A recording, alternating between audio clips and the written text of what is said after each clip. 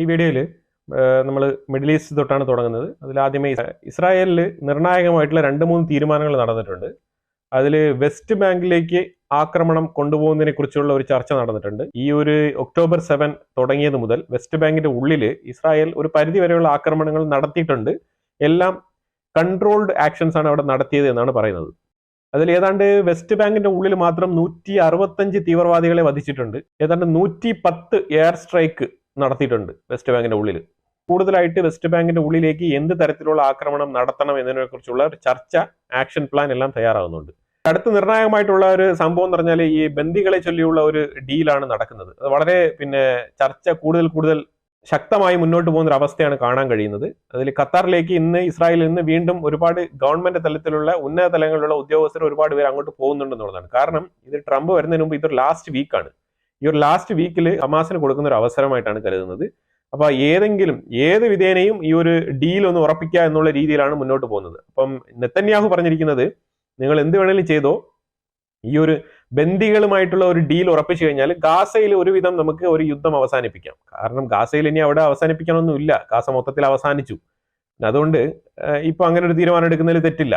പിന്നെ അതിലുപരിയായിട്ട് അവിടെ security measures മാത്രം ഉറപ്പുവരുത്തിയാൽ മതി എന്നുള്ള നിലപാടാണ് IDF-നും അതുപോലെ ഷിൻബെറ്റ്, മൊസാദ് ഉൾപ്പെടെയുള്ള ഈ നെസറ്റിൽ ഉൾപ്പെടെ ഇത് തന്നെയാണ് അവരുടെ ഒരുമിച്ചുള്ള ഒരു അഭിപ്രായം. കാരണം ഗാസ അവിടെ ഒന്നുമില്ല, ശരിക്കും പറഞ്ഞാൽ ആ രീതിയിൽ തൂത്തുപറക്കി കളഞ്ഞിരിക്കുകയാണ്.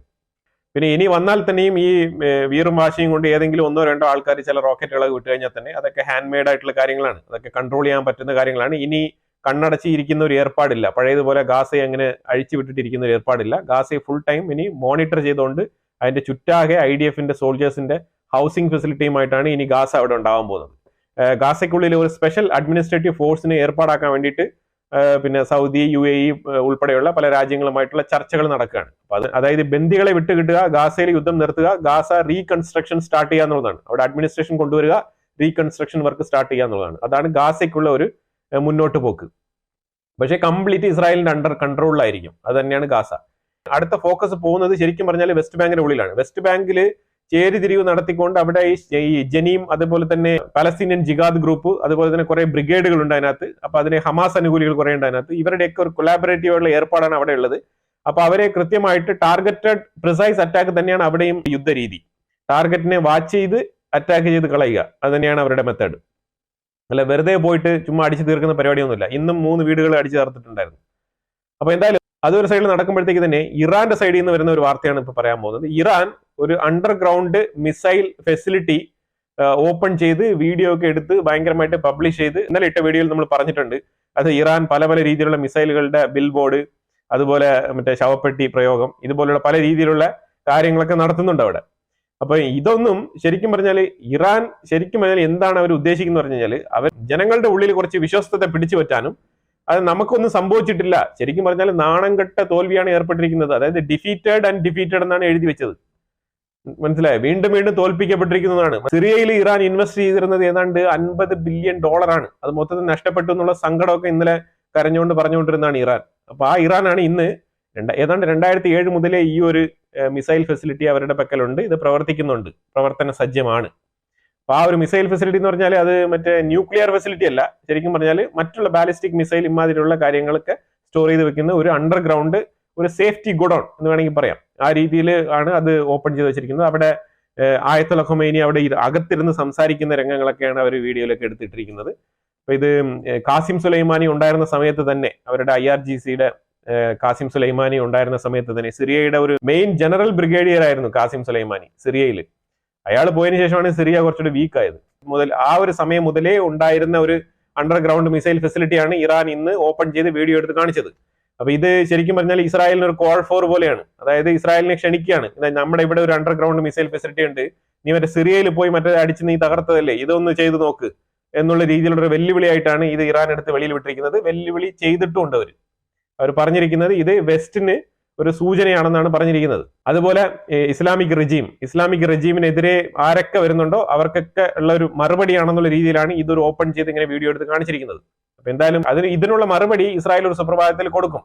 ഖൊമൈനി ഉറങ്ങെണ്ണീറ്റ് ഇങ്ങനെ പല്ലൊക്കെ തേച്ച് വരുമ്പോഴത്തേക്കും കൃത്യമായിട്ട് ആൾക്ക് വാർത്ത കിട്ടുമായിരിക്കും. ആ രീതിയിൽ ഒരു രാത്രി കൊണ്ട് ഇസ്രായേൽ അത് തീർത്ത് കൈ കൊടുക്കും എന്നുള്ളതിൽ യാതൊരു സംശയമില്ല. കാരണം വെറുതെ ഇരിക്കുന്ന സാധനങ്ങളൊക്കെ ഇങ്ങനെ ഓപ്പൺ ചെയ്ത് ഇങ്ങനെ പ്രസിദ്ധീകരിച്ച് കാണിക്കുകയാണ്. അതായത് ഇങ്ങനെ ഒരു സംഭവം ഉണ്ട്, ഇസ്രായേലിൽ നീ മറന്നുപോയോ എന്നൊന്ന് ഇത് നോക്കിയിട്ട് പോകുന്നുള്ള രീതിയിൽ ഇവര് ഒരു രീതിയിലും പുറത്ത് കാണിക്കാതെ രഹസ്യമായിട്ട് പൂഴ്ത്തി വെച്ചിരിക്കുന്ന സ്ഥലങ്ങൾ വരെ പോയി അടിച്ച് പിറക്കി തൂത്ത് കളഞ്ഞിട്ട് വരുന്നതാണ് ഇസ്രായേലിന്റെ IDF എന്ന് പറയുന്നത്. പിന്നെ അവരുടെ അടുത്തൊക്കെയാണ് ഇപ്പൊ ഈ നിങ്ങൾ തുറന്ന് കാണിച്ചുകൊണ്ട് ഇങ്ങനെ ഒരു ഫെസിലിറ്റി ഉണ്ടെന്ന് കൂടെ കാണിച്ചു കൊടുക്കുന്നത്. ഇങ്ങനെയുള്ള മണ്ടത്തരങ്ങളൊന്നും കാണിക്കില്ല. ശരിക്കും പറഞ്ഞാൽ രഹസ്യമായിട്ട് സൂക്ഷിക്കേണ്ട കാര്യങ്ങൾ രഹസ്യമായിട്ട് തന്നെ സൂക്ഷിക്കുക. അതാണ് നല്ലത്, നിങ്ങൾക്ക് നല്ലത്, നിങ്ങളുടെ രാജ്യത്തിന് നല്ലത്, രാജ്യസുരക്ഷയ്ക്കും അതായിരിക്കും നല്ലത്. പാകിസ്ഥാൻ അഫ്ഗാനിസ്ഥാന്റെ ഉള്ളില് സർക്കാനി എന്ന് പറഞ്ഞ ഡിസ്ട്രിക്റ്റില് കുനാർ പ്രൊവിൻസ് ആ ഭാഗത്ത് ഒരു ആർട്ടിലറി അറ്റാക്ക് നടത്തിയിട്ടുണ്ട് എന്നാണ് അഫ്ഗാനിസ്ഥാൻ പറയുന്നത്. അപ്പൊ അഫ്ഗാനിസ്ഥാൻ ക്ലെയിം ചെയ്യാണ്. പാകിസ്ഥാന്റെ സൈഡിൽ നിന്ന് കൺഫർമേഷൻ ഒന്നും വന്നിട്ടില്ല. പക്ഷെ അഫ്ഗാനിസ്ഥാന്റെ സൈഡിൽ നിന്ന് ഇതിന്റെ ഒരു കൺഫർമേഷൻ വന്നിട്ടുണ്ട്, ഇങ്ങനെ ഒരു ആക്രമണം പാകിസ്ഥാൻ ചെയ്തിട്ടുണ്ടെന്നുള്ളത്. അപ്പൊ ഇത് എന്തിനു ചെയ്തു, ഏത് കാരണം കൊണ്ട് ചെയ്തു, ഏത് റീസൺ എന്നുള്ള കാര്യങ്ങളൊന്നും പാകിസ്ഥാന്റെ സൈഡിൽ നിന്ന് വെളിയിൽ വന്നിട്ടില്ല. പാകിസ്ഥാൻ വെറുതെ ദുരന്തം വരുത്തി വെക്കുകയാണെന്നുള്ളതാണ് എൻ്റെ ഒരു അഭിപ്രായം. താലിബാന്റെ ഡെപ്യൂട്ടി ഫോറിൻ മിനിസ്റ്റർ പുള്ളി പാകിസ്ഥാനെതിരെ ഒരു അലിഗേഷൻ വെച്ചിരിക്കുന്നു. അലിഗേഷൻ എന്ന് പറഞ്ഞാൽ ഇവര് ഇപ്പോഴും 2 ഉള്ള ആ ആൾക്കാരെ, ഇസ്ലാമിക് സ്റ്റേറ്റിന്റെ ആൾക്കാരെ പാകിസ്ഥാന്റെ ഉള്ളിൽ ഇപ്പോഴും ട്രെയിൻ ചെയ്യിക്കുന്നു എന്നുള്ള ഒരു അലിഗേഷനാണ് വെച്ചിരിക്കുന്നത്. ഇത് അലിഗേഷൻ അല്ല, പുള്ളി കൺഫേം ആയിട്ട് അറിയാവുന്ന രീതിയിലാണ് പുള്ളി പറഞ്ഞിരിക്കുന്നത്. ഇതൊരു കൺഫർമേഷൻ സ്റ്റേറ്റ്മെന്റ് ആണ് പുള്ളി പറഞ്ഞിരിക്കുന്നത്. പുള്ളി പറഞ്ഞ പാകിസ്ഥാൻ ഇപ്പോഴും പണ്ടും ഇപ്പോഴും ഒരുപാട് കാലങ്ങളായിട്ട് തീവ്രവാദങ്ങൾക്ക് പരിശീലനം കൊടുക്കുന്ന ഒരു ഏർപ്പാടാണ് ചെയ്യുന്നത്. ആരാണ് പറയുന്നത്? താലിബാനാണ് പറയുന്നത്. ഇതേ താലിബാൻ പാകിസ്ഥാന്റെ സ്റ്റുഡന്റ് ആയിരുന്നു. പാകിസ്ഥാൻ ആർമിയാണ് ഈ താലിബാൻ ഇങ്ങനെ ആക്കി വെച്ചിരിക്കുന്നത്. അതേ താലിബാൻ ഇന്ന് തിരിഞ്ഞു കൊത്തുകയാണ്. അതാണ് നമ്മൾ മനസ്സിലാക്കേണ്ടത്. പാകിസ്ഥാൻ താലിബാൻ എന്ന് പറഞ്ഞ ഈ ഒരു തീവ്രവാദി മറ്റൊരു തീവ്രവാദിയെ പറയാണ് തീവ്രവാദിക്ക് ട്രെയിനിങ് കൊടുക്കുന്നുള്ളത്. ഇവരുടെ എല്ലാ ആശയങ്ങൾ ഒന്നാണെങ്കിൽ ഇവർ വിവിധ തരത്തിലുള്ള തീവ്രവാദ സംഘടനകളാണ്. അപ്പൊ ഇതിനെ വേണമെങ്കിൽ നമുക്ക് ഇങ്ങനെ എടുക്കാം. ഒരു തീവ്രവാദി മറ്റൊരു തീവ്രവാദിയെ കുറ്റപ്പെടുത്തുന്നു, അവൻ മറ്റൊരു തീവ്രവാദിക്ക് ട്രെയിനിങ് കൊടുക്കുന്നു എന്ന് പറഞ്ഞിട്ട്. ജൂലിയ പാർസി എന്ന് പറഞ്ഞ ലേഡി ഒരു ആക്ടിവിസ്റ്റ് ആണ്. ഈ ആക്ടിവിസ്റ്റ് അഫ്ഗാനിസ്ഥാന്റെ ഉള്ളിൽ കുറെ വർഷങ്ങൾ പ്രവർത്തിച്ചുകൊണ്ടിരിക്കുന്ന ആളാണ്. അപ്പൊ ഈ അമേരിക്ക അവിടെ നിന്ന് പോയതിനു ശേഷം ഇവരുടെ ഒരു ആക്ടിവിസം അവിടെ രഹസ്യമായിട്ട് നടത്തിക്കൊണ്ടിരുന്നു. അത് ഒരു സുപ്രഭാതത്തിൽ കണ്ടുപിടിച്ച താലിബാൻ ഇവരെ പിടിച്ച് ജയിലിലിടുകയാണ് ചെയ്തത്. ഇവർ ജയിലിൽ കിടന്നുകൊണ്ട് അവിടെയും ആക്ടിവിസം തുടങ്ങിയ ഉടനെ താലിബാൻ ശരിക്കും പറഞ്ഞാൽ അവരുടെ ചെവിക്കൽ കുറ്റി അടിച്ച് പൊട്ടിച്ചിരിക്കുകയാണ്. അവരുടെ ചെവിയിൽ കൃത്യമായിട്ട് ബാൻഡേജ് ഒക്കെ ഇട്ട് റെഡിയാക്കി വെച്ചിരിക്കുകയാണ്. ഇവർക്കിപ്പം ഈ കഠിനമായ ആക്രമണവും ക്രൂരതയും ക്രൂരപീഡനവും മർദ്ദനവും ഒക്കെ ഇവർ ജയിലിന്റെ ഉള്ളിൽ അനുഭവിക്കുന്നു എന്ന് പറഞ്ഞിട്ട് ഇവർ പരാതിയുമായിട്ട് വെളിയിൽ വന്നിരിക്കുകയാണ്. ഈ പരാതി ഏത് രീതിയിൽ വന്നെന്ന് അറിയത്തില്ല. ഈ ജയിലൊക്കെ സന്ദർശിക്കാനേ താലിബാന്റെ ഇടയിൽ ഇപ്പൊ ചെറിയ രീതിയിലുള്ള ചില ഇളവുകളൊക്കെ ഉണ്ട്. ഇപ്പൊ ചില ഫോറിൻ കൺട്രീസിലുള്ള ആൾക്കാർക്ക്, അതായത് ചില സംഘടനകൾക്ക്, അതായത് ഇപ്പൊ ഈ പുതിയ തീവ്രവാദികളുടെ ഒരു റോൾ മോഡലാണല്ലോ ഈ താലിബാൻ എന്ന് പറയുന്നത്. കാരണം അവർ തീവ്രവാദവുമായിട്ട് മുന്നോട്ട് വന്ന് അവർ രാജ്യം പിടിച്ചടക്കി അവരിപ്പം ലെജിറ്റിമേറ്റ് ആയിട്ട് അവർ അത് ഭരിക്കാനും മറ്റുള്ള രാജ്യങ്ങളുമായിട്ട് സഹകരിച്ച് പ്രവർത്തിക്കാനുമുള്ള ഒരു സാഹചര്യം ക്രിയേറ്റ് ചെയ്തെടുത്തു അവർ. അതൊരു പുതിയ ഫോർമുലയാണ്. ആ സെയിം ഫോർമുലയാണ് ഇവിടെ HTS ഇവിടെ സിറിയയിൽ ഫൈറ്റ് ചെയ്യുന്നത്. അപ്പൊ അതുകൊണ്ട് അവർ കുറച്ചുകൂടെ മോഡേൺ ആയിട്ട് താലിബാനേക്കാളും കുറച്ചുകൂടെ എഫക്റ്റീവ് ആയിട്ട് ഇലക്ഷൻ ഒക്കെ നടത്തിക്കൊണ്ട് വരാം എന്നുള്ള രീതിയിലാണ് HTS നിൽക്കുന്നത്. എന്നാൽ അതൊരു സൈഡിൽ നിൽക്കട്ടെ. താലിബാന്റെ കീഴിൽ അഫ്ഗാനിസ്ഥാന്റെ ഉള്ളിൽ ജയിലിൽ കിടക്കുന്ന ഒരു ആക്ടിവിസ്റ്റിന്, ജൂലിയ പാർസി എന്ന് പറഞ്ഞ ഒരു ആക്ടിവിസ്റ്റിന് ക്രൂര പീഡനം ഏൽക്കുന്നു എന്നുള്ളൊരു പരാതിയാണ് വെളിയിൽ വന്നിരിക്കുന്നത്. അപ്പൊ ഇങ്ങനെ ഒരു ലിബറൽ മുഖം കാണിക്കുന്ന ഈ താലിബാൻ ചിലപ്പോൾ UN നിന്ന് ചില റെപ്രസെന്റേറ്റീവ്സ് പോകും, നിങ്ങൾ ഇവിടെ എങ്ങനെയാണ് നടത്തുന്നത് എന്നൊക്കെ നോക്കാൻ വേണ്ടിയിട്ട്. കാരണം UN ഒക്കെ അവിടെ ഒരുപാട് സംഘടനാ പ്രവർത്തനങ്ങൾ ചെയ്യുന്നതാണ്. കാരണം ഈ ഒരു ചാരിറ്റിയുമായിട്ട് ബന്ധപ്പെട്ട്, അപ്പൊ അതുപോലെ കുട്ടികളുടെ ഗ്രോത്തുമായിട്ട് ബന്ധപ്പെട്ട് വേൾഡ് ഹെൽത്ത് ഓർഗനൈസേഷൻ, ഇങ്ങനെയൊക്കെ ആൾക്കാർ അവിടെ പോകാറുണ്ട്. അപ്പൊ അവരൊക്കെയാണ് ഈ ജയിലൊക്കെ സന്ദർശിക്കുന്നത്. അപ്പൊ അങ്ങനെയൊക്കെ തന്നെയാണ് ഈ ഒരു ന്യൂസുകളൊക്കെ വെളിയിൽ വരുന്നത്. അപ്പൊ അതിൽ ഒരു ന്യൂസ് വളരെ ഇമ്പോർട്ടന്റ് ആണ്. OIC എന്ന് പറഞ്ഞ ഓർഗനൈസേഷൻ ഓഫ് ഇസ്ലാമിക് കൺട്രീസ് എന്ന് പറഞ്ഞ ആ ഒരു സംഘടനയ്ക്ക് അഫ്ഗാനിസ്ഥാനിൽ നിന്നും സ്ത്രീകൾ കത്തയച്ചിട്ടുണ്ട്. സ്ത്രീകൾ അയച്ചിരിക്കുന്ന കത്ത് എന്ന് പറഞ്ഞു കഴിഞ്ഞാൽ ഇപ്പൊ ഈ ഇടയ്ക്ക് അഫ്ഗാനിസ്ഥാൻ കുറച്ച് നിയമം കർശനമാക്കി. അതായത് നിങ്ങൾ വീട്ടിനുള്ളിൽ നിന്ന് ജനലൊന്നും തുറന്ന് വെളിയിലോട്ട് നോക്കാൻ പാടില്ല, എത്തി നോക്കാൻ പാടില്ല. അതുപോലെ നിങ്ങളുടെ ഒരാൾ അടുക്കളയുടെ, അതായത് കിച്ചൺ സൈഡിലെ ജനൽ തുറന്നു കഴിഞ്ഞാൽ അതായത് ഓപ്പോസിറ്റ് വീടിന്റെ അടുക്കളയുടെ ജനൽ അവിടെ എതിർവശത്ത് വരാൻ പാടില്ല. വീട് വെക്കുമ്പോൾ ഇങ്ങനത്തെ കാര്യങ്ങളൊക്കെ ശ്രദ്ധിക്കണം. അതുപോലെ തന്നെ ഒരു കാരണവശാലും ജനൽ തുറന്നുകൊണ്ടുള്ള എത്തിനോട്ടം പാടില്ല എന്നുള്ളതാണ് ഈ അഫ്ഗാനിസ്ഥാനിൽ ഇപ്പൊ പുതുതായിട്ട് വന്നിരിക്കുന്ന ഒരു നിയമം, സ്ത്രീകൾക്കെതിരെ വന്നിരിക്കുന്ന നിയമമാണ്. അതേപോലെ NGOs, അഫ്ഗാനിസ്ഥാന്റെ ഉള്ളിൽ കുറെ NGOs പ്രവർത്തിക്കുന്നുണ്ട്. ആ ഒരു NGOസിലൊക്കെ കുറെ വുമൺ വർക്കേഴ്സ് അവിടെ ഉണ്ട്, തൊഴിലാളികൾ, ഈ സ്ത്രീകളായിട്ടുള്ള തൊഴിലാളികൾ അവിടെ ഉണ്ട്. അപ്പൊ അങ്ങനെ സ്ത്രീകളായിട്ടുള്ള തൊഴിലാളികളെ അവിടെ ജോലിക്ക് വെച്ചിരിക്കുന്ന NGOകളെയൊക്കെ നിരോധിക്കുന്നതായിട്ടാണ് അഫ്ഗാനിസ്ഥാൻ ഇപ്പോൾ കഴിഞ്ഞ ഒരു 2 ആഴ്ചയ്ക്ക് മുമ്പ് ഉത്തരവിറക്കിയത്. അപ്പൊ അതുകൊണ്ട് തന്നെ അവിടെ ജോലി നഷ്ടപ്പെടുന്ന അവസ്ഥയാണ്. അപ്പൊ അതുപോലെ ഏതോ ഒരു NGO സംഘടനയിൽപ്പെട്ട ആൾക്കാർ മുഖാന്തരമാണ് ഈ ഒരു പരാതി ഈ OICക്ക് വന്നിരിക്കുന്നത്. ഇനിയിപ്പോ ഈ OIC ഇതിൽ എന്ത് ഡിസ്കസ് ചെയ്യും, OIC ഇതിൽ എന്ത് തീരുമാനം എടുക്കും എന്നുള്ളത് നമുക്ക് അറിയത്തില്ല. കാരണം ഒന്നാമത് ഈ ഒരു ലേഡീസിന്റെ സൈഡിൽ നിന്ന്, പ്രത്യേകിച്ച് അഫ്ഗാന്റെ സൈഡിൽ നിന്നൊക്കെ ഇങ്ങനെ ഒരു കത്ത് പോയി കഴിഞ്ഞാൽ അവരതൊന്നും വലിയ രീതിയിൽ മുഖവിലേക്ക് എടുക്കും തോന്നുന്നില്ല. എന്തായാലും ഇതിന്റെ ഫർദർ അപ്ഡേറ്റ്സ് വരുമോ എന്നുള്ളത് ഞാൻ വാച്ച് ചെയ്തിരിക്കുകയാണ്. കാരണം ഇത് വളരെ ഇമ്പോർട്ടന്റ് ആണ്. മറ്റൊരു സമൂഹത്തിന് ഇത് വളരെ ഇമ്പോർട്ടന്റ് ആണ്. കാരണം ലേഡീസ് എന്ന് പറയുമ്പോഴത്തേക്കും ഈക്വലി ആണിനെ പോലെ തന്നെ ഇമ്പോർട്ടൻസ് കൊടുക്കപ്പെടുന്ന ഒരു സമൂഹത്തിന് ഇത് വളരെ ഇമ്പോർട്ടന്റ് ആയിട്ട് അറിയേണ്ട കാര്യമാണ്. അപ്പൊ അതുകൊണ്ടാണ് ഇത് മറ്റൊരു സൊസൈറ്റി ഇതിനെ വാച്ച് ചെയ്തിരിക്കുന്നത്. ഈ ഒരു പരാതി ഈ OICക്ക് പോയതിലും ഈ ഒരു കാരണമുണ്ട്. പിന്നെ ഒരു കാര്യം ഇതിനകത്ത് പറയാനുള്ളത്, ഇവർ OICക്ക് കൊടുത്തതിൽ കാരണമുണ്ട്. പണ്ടൊക്കെ ആണെങ്കിൽ UN-ലോ അല്ലെങ്കിൽ വേറെ എവിടെയെങ്കിലും സംഘടനകൾ കൊടുക്കാം. പക്ഷെ അതിപ്പം വേറെ എവിടെയെങ്കിലും കൊടുത്തിട്ട് കാര്യമില്ല. കാരണം ഈ താലിബാന്റെ ഉള്ളിൽ വേറെ ആർക്കും അവിടെ ഒന്നും ചെയ്യാനില്ല എന്നുള്ളതാണ്. അവിടെ ഒന്നെങ്കിൽ US ഇടപെടണം, അല്ലാന്നുണ്ടെങ്കിൽ ഈ ഒരു OIC തന്നെ ഇടപെടണം. വേറെ ആരും ഇടപെട്ടിട്ട് കാര്യമില്ല എന്നുള്ളത്. IAF ഇന്ത്യൻ എയർഫോഴ്സിന്റെ ചീഫ് AP സിംഗ് പുള്ളി ഭയങ്കര ഫ്രസ്ട്രേറ്റഡ് ആണ്. എന്താണ് പുള്ളി പറഞ്ഞു പറഞ്ഞാൽ, ഏതാണ്ട് 2010 ഞങ്ങൾ 40 തേജാസ് ലൈറ്റ് കോമ്പാക്റ്റിന് ഓർഡർ കൊടുത്തതാണ്. അപ്പൊ എന്നിട്ട് ഇതുവരെ അത് ഡെലിവറി ആയിട്ടില്ല. അപ്പൊ അതുകൊണ്ടാണ് പുള്ളി കൂടുതൽ വറീഡ് ആയിട്ട് ഇതിനെക്കുറിച്ച് സംസാരിച്ചത്. കാരണം നിങ്ങൾ ഒരു രാജ്യത്തിന്റെ പ്രൊഡക്ഷൻ, മാനുഫാക്ചറിങ്, പിന്നെ സെൽഫ് റെസിലിയന്റ്, ആത്മനിർഭർ ഭാരത്, ഇതെല്ലാം ഒരു രാജ്യത്തിന് ഓക്കെയാണ്. പക്ഷെ ഒരു ആർമിക്ക് അല്ലെങ്കിൽ ഒരു എയർഫോഴ്സിന് അത് പറഞ്ഞുകൊണ്ടിരുന്ന കാര്യമില്ല. അവിടെ കൃത്യമായിട്ട് കിട്ടേണ്ട സാധനങ്ങൾ അതാത് സമയത്ത് എത്തിയാൽ മാത്രമേ നമുക്ക് വിജയകരമായി കാര്യങ്ങൾ മുന്നോട്ട് കൊണ്ടുപോകാൻ കഴിയൂ. കാരണം ഇത് ആർമിയാണ്, അല്ലെങ്കിൽ ഇതൊരു എയർഫോഴ്സ് ആണ്. അപ്പൊ അവിടെ നിങ്ങൾ ഇനിയിപ്പോ എന്ന് നിങ്ങൾക്ക് എഞ്ചിൻ കിട്ടി, എന്ന് നിങ്ങൾ 40 ലൈറ്റ് കോമ്പാക്ട് എയർക്രാഫ്റ്റ് നമുക്ക് ഒരു ഓർഡർ നിങ്ങൾ ഫുൾഫിൽ ചെയ്യും എന്നുള്ള നിലയിലുള്ള ഒരു ചോദ്യമാണ് പുള്ളി ഉയർത്തിയിരിക്കുന്നത്. അപ്പൊ ആ രീതിയിൽ പുള്ളി വറീഡ് ആയിട്ടിരിക്കുന്ന സമയത്ത് തന്നെ അടുത്തൊരു അനൗൺസ്മെന്റ് വന്നിരിക്കുന്നത്, 6th ജനറേഷന്റെ എഞ്ചിൻ, 6th ജനറേഷന്റെ എയറോ എഞ്ചിൻ നമ്മൾ പ്രൈവറ്റ് പാർട്ട്ണർഷിപ്പ്, അതായത് ഫോറിൻ കൺട്രീസിന്റെ പാർട്ട്ണർഷിപ്പോട് കൂടി നമുക്ക് ഇന്ത്യക്കുള്ളിൽ തന്നെ ഉൽപ്പാദിപ്പിക്കാൻ കഴിയും എന്നുള്ള അനൗൺസ്മെന്റ് ആണ് DRDO പുറത്തുവിട്ടിരിക്കുന്നത്. നിങ്ങൾ ആദ്യം ആ ഒരു തേജാസ് ഒന്ന് ഫുൾഫിൽ ചെയ്ത് ആദ്യമേ ആർമി തന്ന 2010 തന്ന ആ ഒരു ഓർഡർ ഫുൾഫിൽ ചെയ്ത് കൊടുക്കാൻ നോക്കൂ. എന്നിട്ട് ആവാം നമുക്ക് 6th ജനൊക്കെ. ഇത് DRDOയുടെ ചെയർമാൻ ഡോക്ടർ സാമിർ V ഖമത്ത് എന്ന് പറഞ്ഞ ആ വ്യക്തിയാണ് ഇത് ഇങ്ങനെ പറഞ്ഞിരിക്കുന്നത്. 6th ജൻ പ്രൊഡ്യൂസ് ചെയ്യാൻ പറ്റും എന്നുള്ള രീതിയിലൊക്കെ. അതൊക്കെ ഇപ്പൊ നമുക്ക് ടെക്നോളജി നമ്മൾ കുറച്ചുകൂടെ നെഗോഷിയേറ്റ് ചെയ്ത് കഴിഞ്ഞാൽ പല രാജ്യങ്ങൾ, ഫ്രാൻസ്, ഇറ്റലി പോലത്തെ രാജ്യങ്ങൾക്ക് നമുക്ക് ടെക്നോളജി തരാൻ വളരെ താല്പര്യത്തോടു കൂടി തന്നെയാണ് നിൽക്കുന്നത്. പിന്നെ ഈ സ്പാഡെക്സ് എന്ന് പറഞ്ഞ നമ്മളൊരു മിഷൻ നമ്മൾ ISRO വിട്ടിട്ടുണ്ടായിരുന്നല്ലോ, അത് ഏതാണ്ട് 230 മീറ്റർ പ്രോക്സിമിറ്റിയിൽ കൃത്യമായിട്ട് കൊണ്ട് അത് നിർത്തിയിട്ടുണ്ട്. അപ്പൊ അതിന്റെ എല്ലാ സെൻസേഴ്സും, പ്രോബ്സ് എല്ലാം കൃത്യമായിട്ട് വർക്ക് ചെയ്യാണ്. അപ്പൊ അതൊരു ഏത് മൊമെന്റിൽ വേണമെങ്കിലും ഡോക്ക് ചെയ്യാൻ പറ്റുന്ന അവസ്ഥയിലാണ് നിൽക്കുന്നത്. പക്ഷെ എന്നിരുന്നാൽ നമ്മൾ 11-ാം തീയതി ഇതിന്റെ എക്സ്പെരിമെന്റ് പൂർത്തിയാക്കി അതിന്റെ റിസൾട്ട് വെളിയിൽ പബ്ലിഷ് ചെയ്യുമെന്നാണ് ISRO പറഞ്ഞിരിക്കുന്നത്.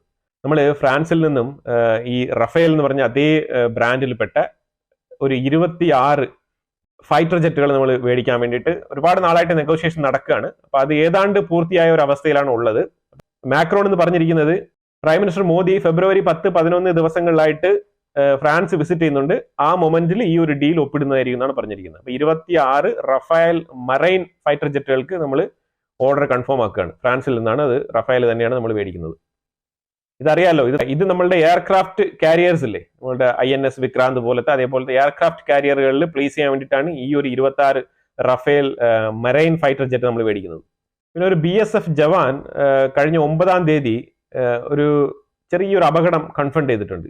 അപകടം എന്ന് പറഞ്ഞാൽ ചെറിയ അപകടം എന്ന് പറഞ്ഞാൽ അപകടമല്ല, ഇത് ശരിക്കും പറഞ്ഞാൽ ഒരുത്തനെ തട്ടേണ്ട ഏർപ്പാടാണ്.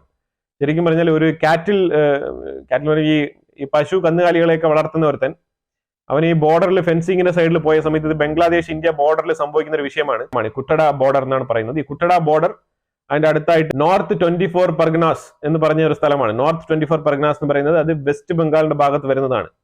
ഈ ഒരു നോർത്ത് 24 പർഗനാസ് ആ ഭാഗത്ത് കുട്ടഡ എന്ന് പറഞ്ഞ ആ ഒരു പ്രൊവിൻസിൽ, ആ ഒരു ഏരിയയിൽ ഈ ഫെൻസിങ്ങിന്റെ, ഇപ്പൊ നമ്മൾ കൂടുതൽ ഈ ഫെൻസിങ് ഇട്ട് ഇപ്പൊ ഇതെല്ലാം മറയ്ക്കുന്നത് കൊണ്ട് തന്നെ, ഇന്ത്യ കൂടുതൽ സേഫ്റ്റി മെഷേഴ്സ് എടുക്കുന്നത് കൊണ്ട് തന്നെ അങ്ങോട്ടും ഇങ്ങോട്ടും വളരെ ഈസി ആയിട്ട് പോയി വന്നിരുന്ന ഈ ഒരു ബംഗ്ലാദേശി നാഷണൽസ് ആയിക്കോട്ടെ, അതേപോലെ നമ്മുടെ ഇന്ത്യൻ നാഷണൽസ് ആയിക്കോട്ടെ, അവർക്ക് അങ്ങോട്ടും ഇങ്ങോട്ടും പോയി വരാനുള്ള ബുദ്ധിമുട്ടുണ്ട്. ഇപ്പൊ ഇന്ത്യൻ സിറ്റിസൺസ് അവർക്ക് ഓക്കെയാണ്, അവർ പറഞ്ഞ് മനസ്സിലാവും, ഇങ്ങോട്ട് മാറും. പക്ഷെ ബംഗ്ലാദേശിലുള്ള ആൾക്കാർ ഇന്ത്യക്കുള്ളിൽ വന്ന് വളരെ സഹജമായിട്ട് കാര്യങ്ങളൊക്കെ ചെയ്തിട്ട് വീട്ടിൽ പൊക്കിക്കൊണ്ടിരുന്ന ആൾക്കാർക്ക് ഇപ്പൊ ഇതൊരു തടസ്സമായിട്ട് വന്നിരിക്കുകയാണ്.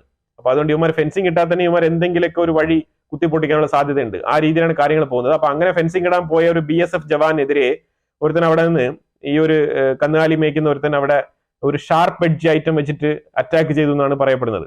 ഈ ഒരു അറ്റാക്കിൽ തിരിച്ചവനെ ഒരു ഉണ്ടാക്കി തീർക്കാവുന്ന പരിപാടി ഉണ്ടായിരുന്നുള്ളൂ. പക്ഷെ നമ്മളത് ചെയ്തില്ല. കാരണം ഒരു അനാവശ്യമായിട്ടുള്ള ഒരു എസ്കലേഷൻ, ഒരു വാർ എസ്കലേഷന്റെ ആവശ്യമില്ല എന്ന് പറഞ്ഞതുകൊണ്ട് വളരെ പേഷ്യൻസിയോട് കൂടിയാണ് ഈ കാര്യങ്ങളൊക്കെ മുന്നോട്ട് കൊണ്ടുപോകുന്നത്. ഈ ഫെൻസിങ് ഇടുക എന്ന് പറഞ്ഞാൽ, ഇതുവരെ ഫെൻസിങ് ഇല്ലാത്ത സ്ഥലങ്ങളിലൊക്കെ പോയി ഫെൻസിങ് ഇടുക എന്ന് പറഞ്ഞാൽ അത് ശരിക്കും പറഞ്ഞാൽ ഒരു റിസ്ക് പിടിച്ച ഏർപ്പാടാണ്. അപ്പൊ ആ രീതിയിലാണ് കാര്യങ്ങൾ മുന്നോട്ട് പോകുന്നത്. ഈ ഒരു ഇൻസിഡന്റ് നടന്നിട്ടുണ്ട് എന്നുള്ളത് രേഖപ്പെടുത്താൻ വേണ്ടി മാത്രമാണ് ഞാൻ ഈ വാർത്തയോട് വായിച്ചത്. ഇത് കൃത്യമായിട്ട് നിങ്ങൾ ഓർത്തിരിക്കുക. കാരണം ഇത് പിന്നീട് ഏതെങ്കിലും ഒരു വിഷയത്തിൽ ഇത് എസ്കലേറ്റ് ആയി വരാനുള്ള സാധ്യതയാണ്. ജനുവരി 15-18 ദിവസങ്ങളിലായിട്ട് സിംഗപ്പൂർ പ്രസിഡന്റ് ഇന്ത്യ വിസിറ്റ് ചെയ്യുന്നുണ്ട്. അത് നോർമൽ വിസിറ്റ് ആണ്, ഒരു ഫ്രണ്ട്ലി മാനറിലുള്ള വിസിറ്റ് ആണ്. അതിൽ പല ട്രേഡും അതേപോലെ ട്രേഡ് റിലേറ്റഡ് ആയിട്ടുള്ള കുറച്ച് കാര്യങ്ങൾ, അതായത് സിംഗപ്പൂരിൽ കഴിഞ്ഞ 1.5 മാസത്തിന് മുമ്പ് പ്രൈം മിനിസ്റ്റർ വിസിറ്റ് ചെയ്തിട്ടുണ്ടായിരുന്നു സിംഗപ്പൂർ. അപ്പൊ അവിടെ വെച്ചിട്ട് ചില കരാറുകളുണ്ട്. ആ കരാറുകളുടെ ഫർദർ നീക്കങ്ങൾക്ക് വേണ്ടിയിട്ടുള്ള ഒരു മുന്നൊരുക്കത്തിന്റെ ഭാഗമായിട്ടാണ് പുള്ളി വിസിറ്റ് ചെയ്യുന്നത്. അപ്പം അതിനെക്കുറിച്ചുള്ള ഒരു ഫർദർ ഡിസ്കഷൻസ് ഇവിടെ നടക്കുന്നതായിരിക്കും. അപ്പൊ അതിന്റെയും കൂടെ ഭാഗമായിട്ടും ഒരു ഫ്രണ്ട്ലി വിസിറ്റിന്റെ ഭാഗമായിട്ട് തന്നെയാണ് സിംഗപ്പൂർ പ്രസിഡന്റ് ഇന്ത്യ വിസിറ്റ് ചെയ്യുന്നത്. ജനുവരി 15 മുതൽ 18 വരെയുള്ള ദിവസങ്ങളിൽ സിംഗപ്പൂർ പ്രസിഡന്റ് ഇന്ത്യയിൽ ഉണ്ടാകുന്നതാണ്. അതുപോലെ വിവിധ വിഷയങ്ങളെ കുറിച്ചുള്ള അഭിപ്രായങ്ങൾ കമന്റ് ബോക്സിൽ രേഖപ്പെടുത്തുക. വീഡിയോ ഇഷ്ടപ്പെട്ടെങ്കിൽ ലൈക്ക് ചെയ്യുക, ഷെയർ ചെയ്യുക. അതുപോലെ തന്നെ നിങ്ങൾ ആദ്യമായിട്ടാണ് ചാനൽ കാണുന്നുണ്ടെങ്കിൽ മറക്കാതെ ചാനൽ ഒന്ന് സബ്സ്ക്രൈബ് ചെയ്യുക. സബ്സ്ക്രൈബേഴ്സ് വളരെ കുറവാണ്. അപ്പോൾ അതുകൊണ്ട് അത് കൺസിഡർ ചെയ്ത് നിങ്ങൾ മറക്കാതെ സബ്സ്ക്രൈബ് ചെയ്യുക. അതുപോലെ നിങ്ങൾ ആ ബെൽ ഐക്കണും കൂടെ പ്രസ് ചെയ്തോളൂ. എന്നാലേ ഞാൻ ഇടുന്ന വീഡിയോസ് നിങ്ങൾക്ക് നോട്ടിഫിക്കേഷൻ ആയിട്ട് വരുന്നതായിരിക്കും. അപ്പോൾ എന്തായാലും ഇനിയും അടുത്തൊരു വിഷയമായിട്ട് വരാം. Thank you so much.